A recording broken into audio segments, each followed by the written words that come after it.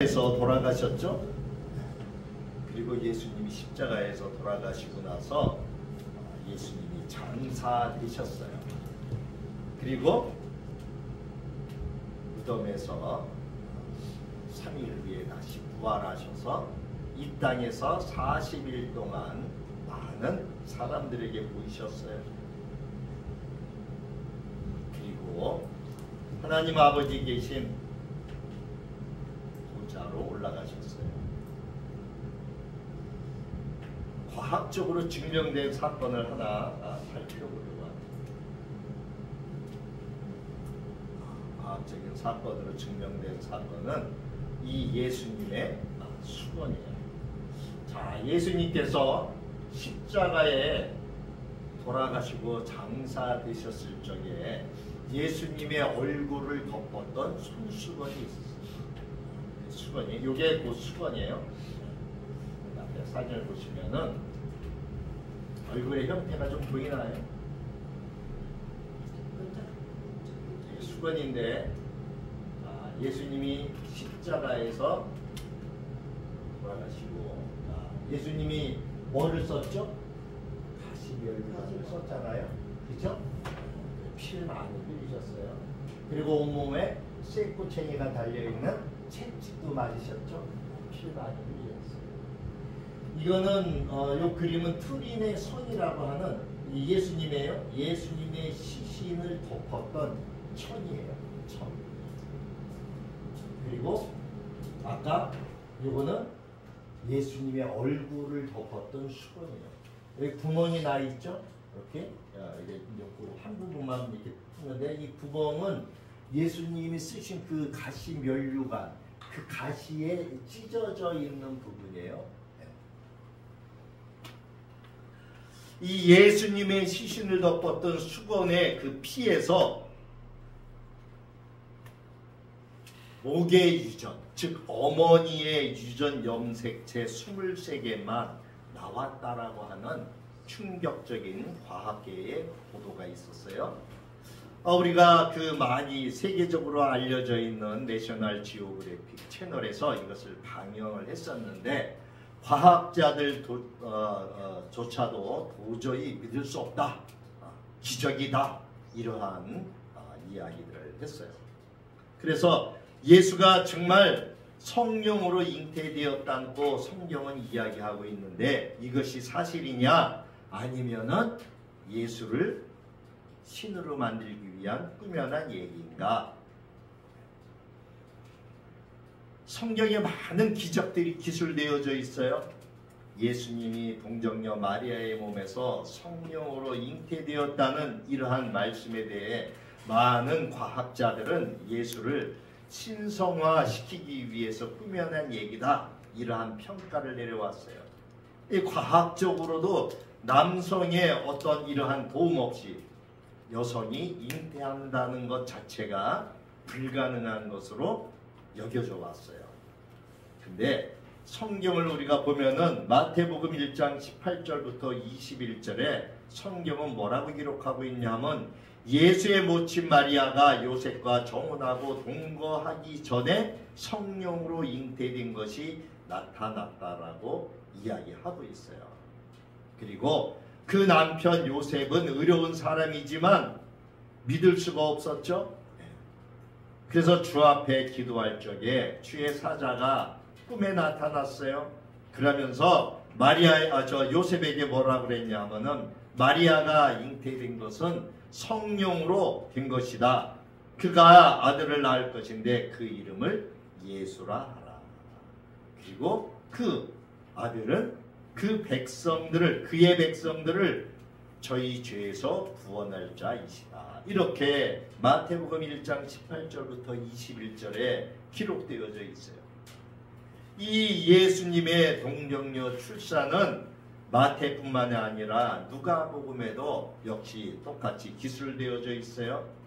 그리고 예수님이 탄생하기 전 700여 년 전에 이사야 선지자도 이 말씀을 똑같이 했어요. 보라, 처녀가 잉태하여 아들을 낳으리니 그 이름을 임마누엘이라 하라. 네.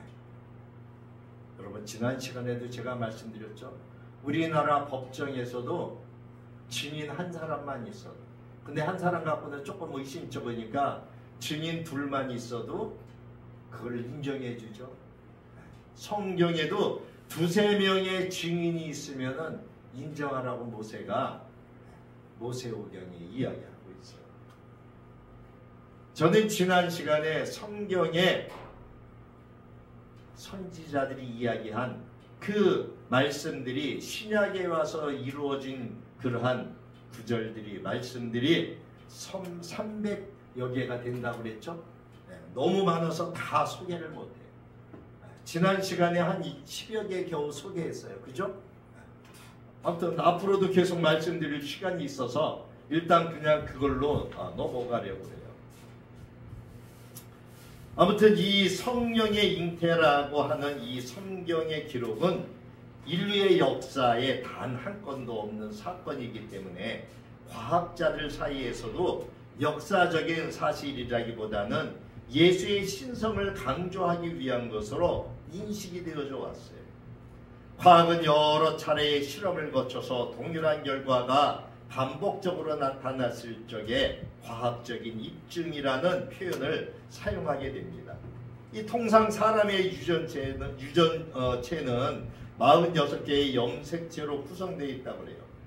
이 46개의 염색체는 22쌍의 상염색체와 한 쌍의 성염색체로 구성이 된다고 하는데, 이 성염색체는 XY 남성과 XX 여성의 성을 구별하는 염색체라고 하는 것을 우리가 많이 알고 있을 거예요.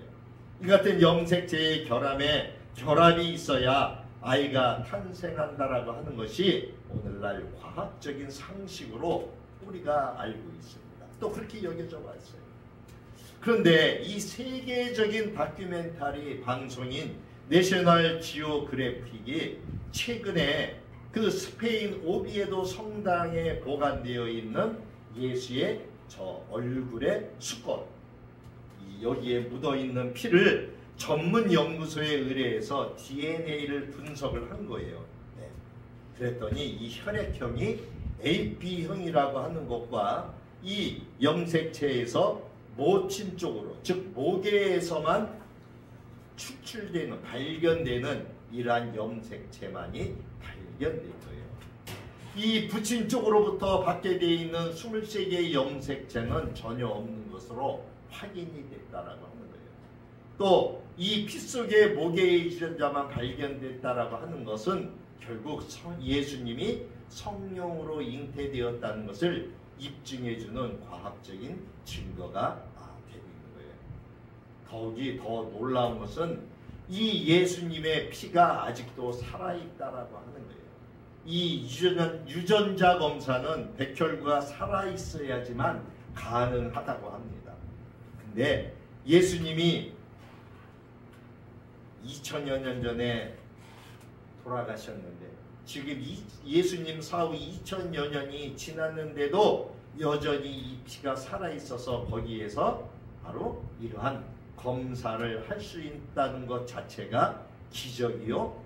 이 피 속의 유전자 속에서 모계 쪽의 염색체만 발견됐다는 것, 기적이라고 하는 것이 과학자들의 평가예요. 요한복음 20장 1절부터 8절을 보면은 안식 후 첫날 이른 아침 막달라 마리아가 무덤에서 돌이 옮겨진 것을 제자에게 알리고 제자들이 와 보니 머리를 쌌던 수건은 세마포와 함께 놓이지 않고 딴 곳에 개켜 있었더라. 예수님이 십자가에 들어가시고 가시면류관을 썼잖아요. 가시면류관을 이제 벗겨내니까 어때요? 피가 주르륵 흘러내릴 거 아니에요. 그래서 그 얼굴을 이렇게 세마포로 감싸고, 그리고 예수님 얼굴에 그 시체, 즉 그 얼굴에 죽은 사람의 좋지 않은 표정을 보이지 않게 하기 위해서 별도의 수건을 덮었다는 거예요. 이 당시 유대인들의 풍습이에요. 시체를 세마포로 감싸기 전에 얼굴을 별도의 수건으로 가지런하게 묶은 후에 다시 수의로 감싸는 풍습이 있었다라고 하는 것입니다. 이 예수의 머리를 감쌌던 이 수건에 84에서 53cm 정도 되는 이 수건에는 선명한 핏자국과 함께 머리에 씌어져 있던 가시관을 서둘러 빼내고 수건으로 동여매는 과정에서 가시관의 조각들이 같이 묶이면서 수건이 가시관에 뚫린 자국도 남아 있었다라고 하는 거예요. 아무튼 이 예수의 무덤에서 발견된 이 수건은 이탈리아의 그 투린 성당에 보관되어 있는 세마포와 별도의 행로를 밟게 돼요. 자, 이 오른쪽에 있는 것이 바로 이 세마포시죠. 예수님이 저 몸에 두르셨던 그 시체를 이렇게 쌌던 바로 세마포 수입 이것도 있어요. 아무튼 이 수건은 예루살렘에서 보관되어 오다가 AD 1100년대에 스페인의 오비에도의 주교 페라요가 입수해서 북아프리카를 거쳐서 스페인으로 옮겨왔다라고 합니다. 당시의 수건은 다른 성물들과 함께 온 상자에 담겨 다른 성물들과 함께 은상자에 담겨 안전하게 이동되었다고 기록은 전하고 있어요. 어쨌든 또한 최근에 이 투린의 세마포 저 성의에서도 오비에도의 그 수건과 혈흔을 정밀 분석한 결과 이 동일한 시신에 사용되었던 그 천이라고 하는 것을 과학적으로 발견이 되었어요. 한때는 이 수의가 가짜다, 조작됐다 이러한 여러 가지가 있었지만 어찌됐든 간에 현재는 바로 이 세마포의 혈액 검사 또 3D 분석 결과에 의해서 예수의 수의가 확실하다는 평가가 지금 과학계에서 밝혀졌다라고 하는 것을 볼 수 있어요. 그 외에 우리는 역사적으로 고고학적인 여러 가지를 볼 수가 있어요. 이 첫 번째 왼쪽에 있는 저 1번의 저 돌기둥은 바로 테일러 프리즘이라고 하는 거예요. 1830년도에 이라크의 니네베에서 테일러 프리즘이 발견됐어요. 이 내용은 열왕기하 18장 13절부터 19장 37절 그리고 역대하 32장 1절부터 12절 이사야 36장 1절부터 37절부터 37장 38절에 기록되어져 있는 바로 아수르의 왕 산헤립 왕의 군사 운동을 한 것을 적어놓은 묘비 같은 거예요. 기념비. 그것이 발견되어 있어요.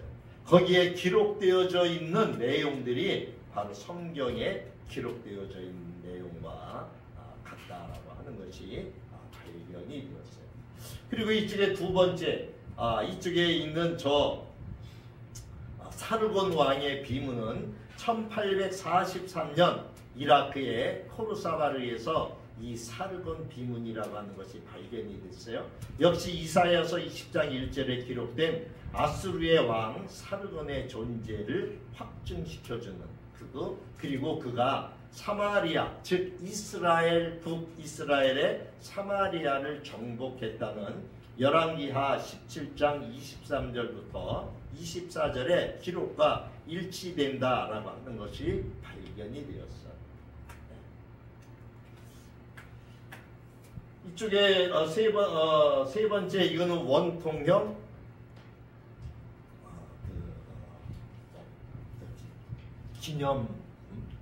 기념비라고 할까요? 이 1854년에 이라크의 우르에서 바로 이 이라크의 우르나 또는 이 니네베는 다 아수르가 수도였었던 곳이죠. 그 도시들이었어요. 이 1854년에 이라크의 우르에서 이 나보니더스의 원통이 발견되었어요. 그래서 이 나보니더스는 바로 벨사살 왕이다 라고 하는 이러한 다니엘서 5장 1절부터 30절, 7장 1절, 8장 1절의 기록과 일치한다 라고 하는 거예요. 그래서 이 나보니더스는 과학적으로 또 역사적으로 고고학자들에 의해서 드러난 것이 바로 이 벨사살, 즉 바벨론 왕의 마지막 왕, 우리 다니엘서에 나오죠. 그래서 이 어떤 학자는 이 나보니더스는 느부갓네살 왕의 사이였었고 바로 이 벨사살이 이제 바벨론의 마지막 왕인데 다니엘서 5장 29절에 다니엘을 셋째 치리자로 세웠다라고 하는 것이 도대체 무슨 뜻인가? 여기에 대한 많은 도대체 그 내용을 이해 못하고 그랬는데 바로 이 나보니두스와 벨사살이 같은 시대에 통치를 하고 있었고 이 아버지 격인 즉 위의 조상이라고 하는 거예요. 이 나보니더스는 다른 지역을 관할하고 있었고 왜냐하면 그때는 아수르가 전 세계를 다스리고 있던 시대니까 벨사살 왕한테 바로 그 서기를 맡겨놓고 이 나보니더스는 다른 지역을 통치하고 있었어요. 그리고 다니엘을 셋째 치리자로 세웠다라고 하는 것이 그 의문이 풀어졌다라고 하는 기록이 되어져 있어요. 이 네 번째 바로 이 비문은 바울의 비문이에요. 1877년도 키프로스의 파포스에서 서기 바울 비문이 발견되었어요. 성경에 기록된 서기요 바울의 존재가 확인이 되었어요. 그리고 구브로의 지방 총독이었었고 바나바의 존재가 바로 이 서기요 바울 비문에서 발견할 수 기록되어져 있는 것을 발견할 수 있었다라고 하는 것을 고고학적인 증명으로 확인해주고 있어요. 역시 이 원통도 이거는 고레스 왕의 원통이에요. 1879년 이라크의 바벨론에서 이제 바벨론 시대죠. 아수르에서 지나가서 1879년 이라크의 바벨론에서 이 고레스 원통이 발견이 되어져 있어요. 이 원통 안에 들어있던 고레스의 칙령이 스가랴서 1장 1절부터 3절 그 다음에 또 6장 3절 역대하 36장 23절 이사야서 44장 28절에 언급된 내용과 일치한다라고 하는 거예요. 여기에 대한 기록을 좀 더 깊이 살펴보기를 원합니다. 이 열왕기상 13장 2절을 보면은 어느 선지자 예언자 즉 선지자가 요시야라고 하는 그 아이가 왕으로 태어날 것이라고 하는 것을 예언을 합니다. 이 열왕기상 13장 2절의 말씀을 제가 봉독해 올립니다. 하나님의 사람이 제단을 향하여 여호와의 말씀으로 외쳐 이르되 제단아 제단아 여호와께서 이와 같이 말씀하시기를 다윗의 집에 요시야라 하는 이름하는 아들을 낳으리니 그가 내 위에 분향하는 산당 제사장을 내 위에서 제물로 바칠 것이요 또 사람의 뼈를 내 위에서 사르리라 하셨느니라 하고 이 열왕기상에 기록되어져 있는 말씀이에요. 이 말씀을 오늘날 쉬운 성경으로 제가 다시 한번 공독해 드리겠습니다. 그 예언자는 여호와의 말씀으로 단을 향하여 이렇게 외쳤다. 단아 단아 여호와께서 말씀하신다. 요시야라고 하는 아이가 다윗의 집안에서 태어나 여기서 분향하는 신당의 그 산당의 제사장들을 내 위에 제물로 바칠 것이며 사람의 뼈를 내 위에서 태울 것이다. 이러한 내용이에요. 이 성경의 이 내용은 우리가 이사야 선지자가 이미 이사야서는 예수님이 태어나기도 전에 700여 년 전에 태어난 선지자라고 말씀드렸죠. 이 이사야서는 이 BC 7세기쯤에 쓰여진 책인데 구약의 예언서 중 가장 위대한 예언이 많이 기록되어져 있는 책으로 알려져 있어요. 이 이사야서는 예수님에 대한 가장 적나라하고 문자적인 예언을 많이 한 책으로서 신약 성경에서도 이 이사야서의 많은 구절들이 인용되어지고 있어요. 이사야서 43장 9절에 보면은 9절에 있는 말씀을 제가 쉬운 성경으로 역시 봉독해 드릴게요. 모든 민족들아 다 모여라. 그들의 신 가운데 누가 이 일이 일어날 것을 말하였느냐? 어떤 신이 옛날에 무슨 일이 일어났는지 우리에게 말할 수 있겠느냐? 그 신들은 증인을 데려다가 자기들의 옳음을 증명해야 한다. 다른 사람들이 듣고 그 말이 옳다라고 말하게 해야 한다. 이렇게 기록되어져 있어요. 즉 어떤 신이 참신이라고 얘기를 한다면 우리 지난 시간에도 잠깐 말씀드렸잖아요. 네. 증명해 보이라고 하는 거예요. 어떤 신이 앞으로 일어날 일에 대해서 제대로 얘기할 수 있느냐 이거예요. 참신만이 할 수 있다라고 하는 것이죠. 그렇기 때문에 여호와 하나님만이 참신이고 구원자라고 하는 것을 이사야 선지자가 말하고 있는 거예요. 그리고 이사야서 44장과 또 45장 초반에 하나님은 이 고레스가 왕이 되게 해서 세상을 다스릴 그 통치권을 줄 것이라고 말씀하고 있어요. 또한 이사야서 45장 13절에는 그가 아무런 조건 없이 이 이스라엘 포로로 잡혀간 이스라엘 유다 백성들을 풀어줄 것을 이사야서 선지자는 예언하고 있어요. 그러면 한번 우리가 확인해 봐야 되겠죠? 이사야서 44장 28절을 한번 가봅니다. 자, 이사야서 구약성경 이사야서 44장 28절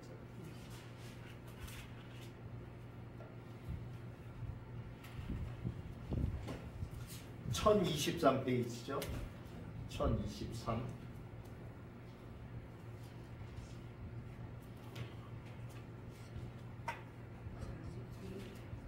1023페이지 44장 28절부터 45장 5절까지 있는 말씀을 볼 겁니다.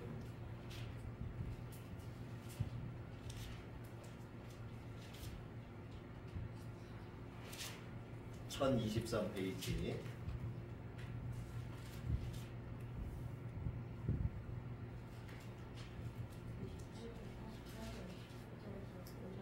44장 28절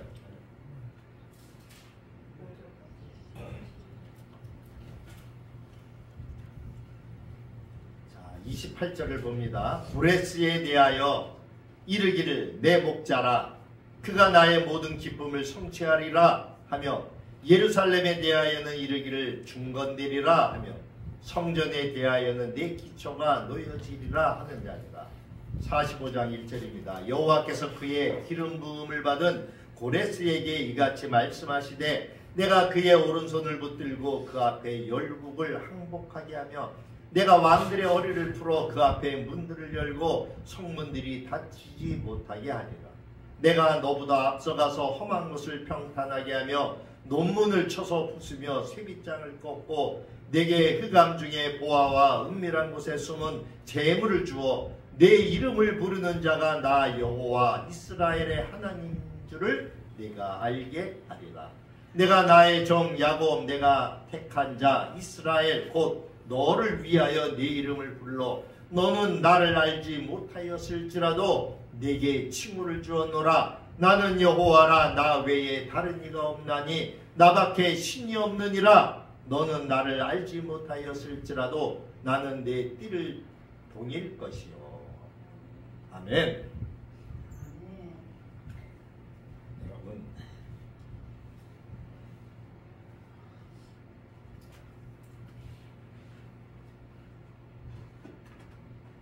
쉬운 성경에 이 내용을 45장 1절부터 5절에 있는 말씀을 간략하게 보면은 내가 고레스라고 하는 왕을 보내서 의로운 일을 하게 할 것인데 그의 일을 쉽게 해주겠다는 거예요.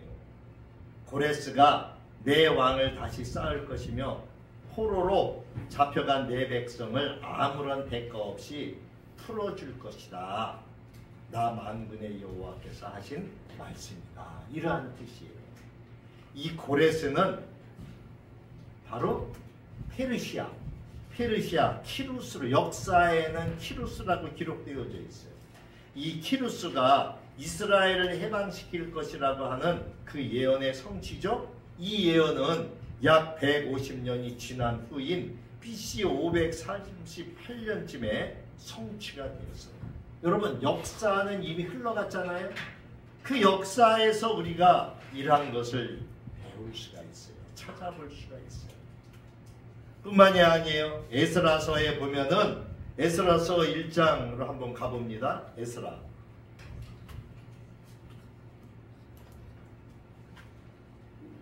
에스라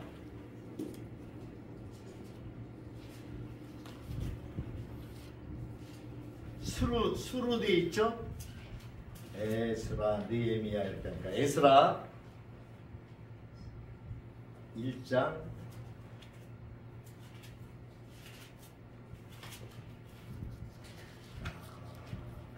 구약성경 710쪽이에요.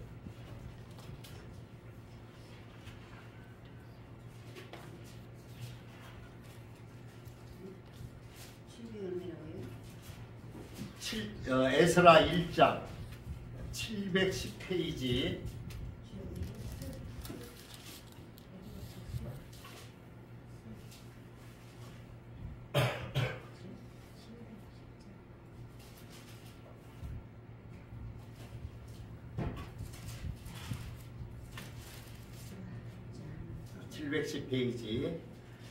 에스라 1장 1절부터 7절까지 있는 말씀을 볼 겁니다.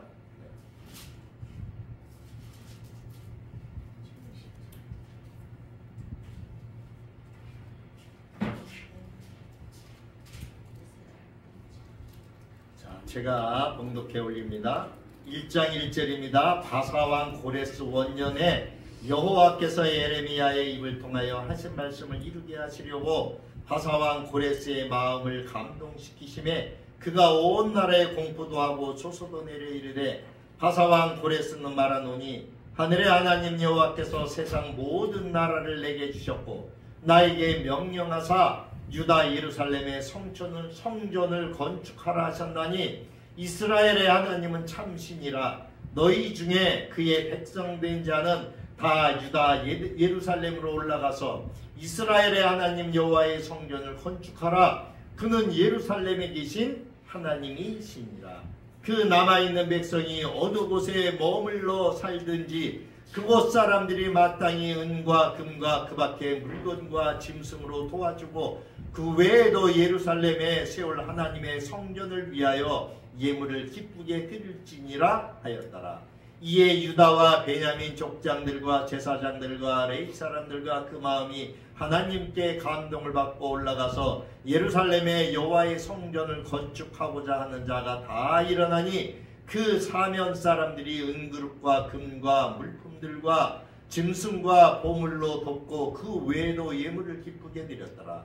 고레스 왕이 또 여호와의 성전 그릇을 꺼내니 옛적에 느부갓네살이 예루살렘에서 옮겨다가 자기 신들의 산당에 두었던 것이라. 아멘.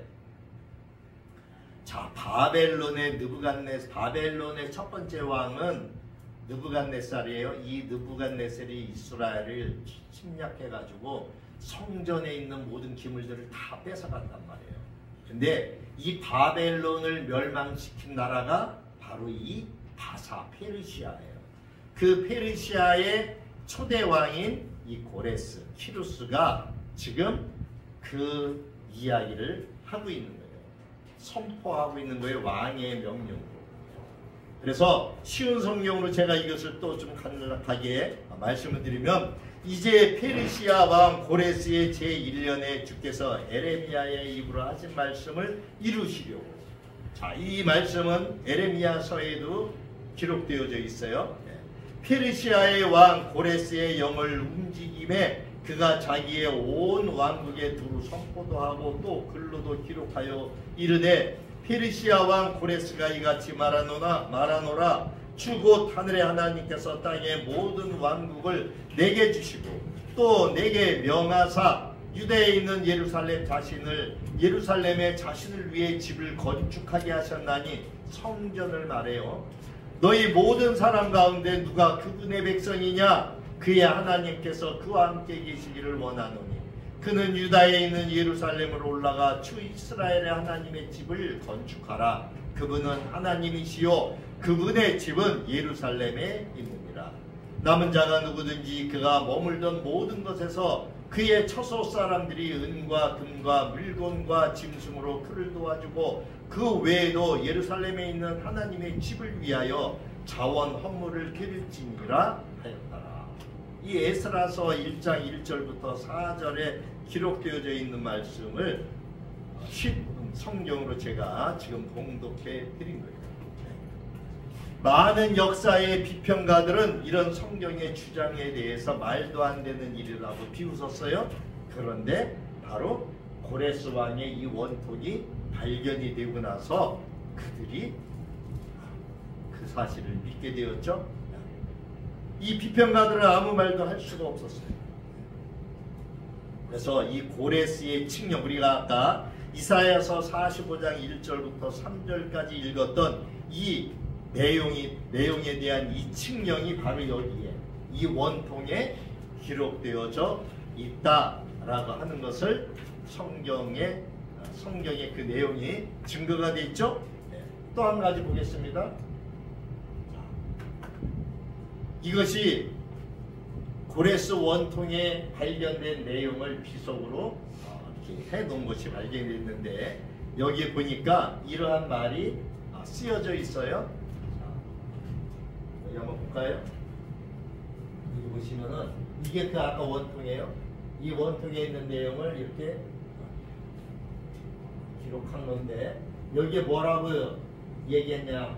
나는 고레스 세계의 왕이고 위대한 왕이고 정정당당한 왕이고 사방의 왕이며 위대한 왕 안산의 왕이신 캄비세스의 아들이다 라고 하는 내용이 기록되어 있고 고레스의 손자다 라고 하는 말과 나는 오랫동안 황폐되어 온 성소들과 그 안에 있던 신상들을 티그리스강 저편의 신성한 도산들로 귀환시켰으며 그들을 위하여 영구적인 성소들을 지어 주었다. 이곳의 주민들은 모두 모아서 저들의 거주지로 귀환시켰다 라고 하는 내용이 저 원통에 기록되어져 있다라고 하는 거예요. 역사적인 것들이 저렇게 증명을 하고 있죠. 저런 증거들이 남아있어요. 이 역사적으로 이 페르시아 왕 이 고레스는 키루스 2세는 유대인들을 예루살렘으로 되돌려 보내고 그것은 BC 7세기 이사야가 예언한 그대로 역사적으로 증명되었다라고 하는 것을 우리는 알 수가 있어요. 여러분 증거들이 얼마나 많은지 몰라요. 그런데도 안 돼요. 자, 다음 증거를 볼까요? 이거는 뭐냐 하면은 델피 비문이에요. 1906년에 그리스의 델피에서 발견이 되었는데 이 델피 비문이 발견이 되었었어요. 성경에 등장하는 갈리오 총독 그의 존재가 확정이 되었어요. 그리고 그의 통치 기간이 바로 이 비문에서 확인이 되었어요. 그래서 사도행전 18장 12절부터 17절의 그 시간대 그리고 사도 바울의 사역 기간이 추정할 수 있는 이러한 자료가 되고 있어요. 자, 이거는 빌라도 알죠? 예수님을 십자가에 못 박아 죽이라고 판결을 내렸던 그 빌라도의 돌 비문이에요. 1961년 키에사레아 마리티마에서 이 빌라도의 돌 비문이 발견되어졌어요. 그래서 성경에 나와 있는 이 로마 총독 빌라도의 존재 그리고 그의 직책이 확인이 되었어요. 자, 이거는 뭐냐 하면은 이거는 그 십자가에 못 박힌 그 뼈예요. 뼈. 이게 도시예요. 뭐. 이게 십자가에서 달려져 있는 뼈를 빼는 거예요. 이게 뼈예요. 뼈. 여기 저기 뭐야? 이 십자가형이 실질적으로 있었느냐? 그리고 이 뼈는 1968년도 예루살렘에서 요하나의 뼈로 발견이 되는데 현재까지 알려져 있는 십자가에 달려 죽은 희생자 그 유일한 유해로 바로 성경이 이야기하고 있는 것과 똑같고 십자가형이 그 당시에 있었다라고 하는 것을 바로 확증시켜 주는 거예요. 이거는 전에도 한번 제가 보여드렸던 것 같으네요. 이거는 뭐냐? 이거는 갈릴리의 배예요. 갈릴리의 배인데 이거는 1986년에 이스라엘의 디베랴 근처에서 갈릴리 배가 발견이 되어 있어요. 30 곱하기 8의 크기로 약 15명을 태울 수 있는 이러한 크기의 보트예요. 그리고 이 방사선 탄소 연대 측정 결과 BC 120년에서 AD 40년경 사이에 만들어진 배라고 하는 것이 밝혀졌어요. 그래서 아마 예수님 시대 당시에 제자들과 갈릴리 바다를 건너 나섰을 적에 배의 모습과 똑같지 않느냐.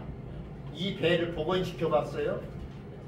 자, 이게 그 발견된 그 배에 뻘에서 발견되어져 있는 거예요. 예. 예수님 당시에 저런 배를 타고 다녔어요. 저 배에 바로 어디? 이 밑둥이 부분이에요.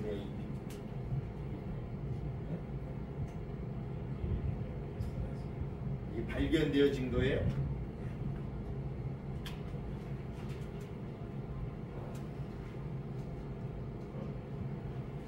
그 모형으로 이게 이스라엘 예루살렘의 이스라엘 저기가 그 모형 박물관에 지금 모형으로 만들어 놓은 거예요. 자, 이거는 뭐냐 하면은 이거는 가야바라고 하는 대제사장의 바로 유골함이에요. 유골함. 1990년도에 예루살렘의 근처에서 바로 이 가야바의 유골함이 발견이 되어 있어요. 발견이 돼서 성경에 기록되어진 가야바의 존재가 확증이 되었어요. 자, 요거는 뭐냐 하면은 다윗 왕가의 비문이에요. 다윗가. 1993년 이스라엘의 테일단에서 다윗 왕가의 비문이 발견되었어요. 그래서 성경 밖의 자료 중에 다윗 왕을 언급한 가장 오래된 비문으로 다윗 왕 역시 실질적인 존재였던 것이 확인이 된 거예요. 그리고 마지막으로 여기는 어디냐? 여기는 예루살렘에 있는 실로암 연못이에요. 예수님께서 요한복음 9장 1절부터 11절에 기적을 행하셨던 장소예요. 저도 여기를 가봤어요. 조금해요. 조금하지만 어찌됐든 간에 그 존재가 확증이 되었다라고 하는 것을 알 수 있어요. 그 외에도 뭐 무수히 많지만 오늘 이렇게 12가지 그 다음에 과학적으로 증명되어 있는 예수님의 시신을 덮었던 수건이나 그 수위의 그러한 과학적인 DNA 조사의 이러한 내용까지 오늘 말씀을 드렸어요. 성경이 사실이냐? 정말 하나님이 존재하느냐? 여러분,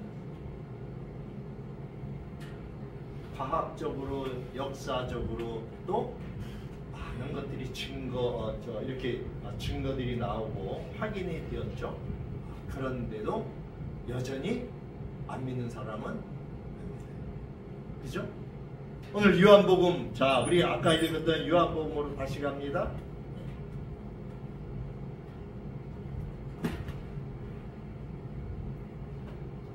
자, 요한복음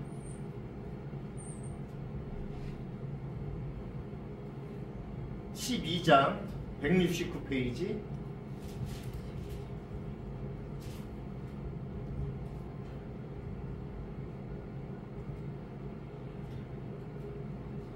169페이지 37절 12장 37절.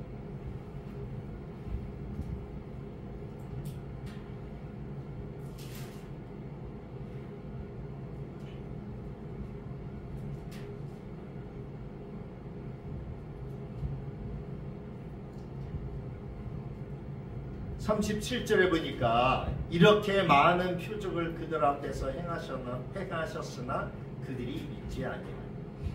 예수님 당시에도 예수님을 따라다니며 많은 그러한 기적, 표적, 이적을 보았지만 믿지 않는 사람들이 많았어요. 네, 거기에는 뜻이 있다. 무슨 뜻? 바로 하나님의 뜻이 있다. 여러분, 제가 말씀드렸죠? 모든 사람이 다 구원을 받나요? 우리는 하나님의 택함을 받은 사람이 누군지는 알 수가 없어요. 그러나 이러한 증거들을 보고 논리적으로 생각을 해서, 우리는 사람이니까 아무래도 논리적으로 생각을 하고 또 배운 대로 또 저기를 할 거 아닙니까? 그러한 역사적인 자료, 과학적인 자료들이 나오는데도 믿지 못하고 안 믿는 사람들은 여전히 많죠. 지금 시대에도 그래요. 예수님 당시에도 그랬어요. 이사야 선지자는 여기에 대해서 40절에 그들의 눈을 멀게 하시고 그러셨어요. 그들의 마음을 완고하게 하셨다. 믿지를 않는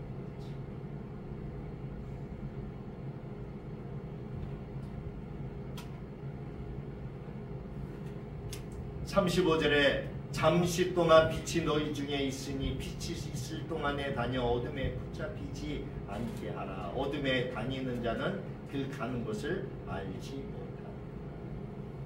여러분, 예수님을 우리가 믿는 것은 빛에 있는 것이죠. 예수님을 믿지 않는 자들은 어둠 속에 있어요. 결국 그들은 그 가는 곳을 알지 못해요. 오늘날 천국과 지옥이 있다 이야기하며 천국과 지옥에 대하여 많은 말씀들을 하며 또 그러한 여러 가지 죽었다가 살아난 사람들의 그러한 간증들을 하는 그러한 집회도 많고, 그러나 여전히 안 믿는 사람은 아닙니다. 주님은 우리에게 부탁합니다. 36절에 뭐라고? 너희가 너희에게 아직 빛이 있을 동안에 빛을 믿으라는 거예요. 여러분, 우리가 예수를 믿을 수 있는 그 시간이라고 하는 것이 있어요. 그렇죠? 이제 어느 때가 되면 믿고 싶어도 믿을 수 없을 때가 되죠? 그런 때가 와요. 지금 여러분 세상에 일어나는 그 뉴스라든지 여러 가지 현상들을 보십시오. 요한계시록에 예수님이 우리에게 경고하셨던 그러한 내용의 일들이 계속적으로 일어나고 있습니다. 그러나 그때와 그 시는 우리가 알지 못하지만 바람에 흔들리는 그러한 나뭇가지를 보고 바람이 분다라고 하는 것을 알 수 있듯이 성경에 또 수많은 표적들, 역사적인 이러한 사실들, 역사적인 이러한 표적, 그러한 일들을 바라보고 우리가 지금 때가 어느 때인지를 알고 예수를 믿는 것이 얼마나 복된 것인가를 알아가는 것이 참 중요합니다. 저와 여러분이 그러한 자리에 있기를 간절히 소원합니다. 2024년도에도 하나님의 귀한 은혜와 그 은총이 여기에 계신 모든 분들에게 임하기를 주님의 이름으로 축원합니다. 기도합니다. 고맙습니다. 주님, 하나님이 정말 존재하는가? 성경의 내용이 사실인가? 하나님, 지난 시간 성경의 말씀을 찾아보고 또 오늘 과학적으로 고고학적인 증거들을 하나님 보면서 아버지 하나님, 정말 그 내용들이 사실이라고 하는 것들을 저희들이 찾아봤습니다. 하나님, 그러나 여전히 그러한 증거들이 있음에도 믿지 아니하는 사람들이 얼마나 많은지 모릅니다. 하나님 감사합니다. 저희들의 마음에 하나님을 받아들이고 하나님을 믿게 해주셔서 감사를 드립니다. 이 땅에 살아가는 동안 늘 주님 말씀 기억하며 주님이 말씀하신 대로 행하는 저희들 되도록 인도하여 주옵소서. 감사드리고 살아계신 예수님의 이름으로 기도하옵나이다.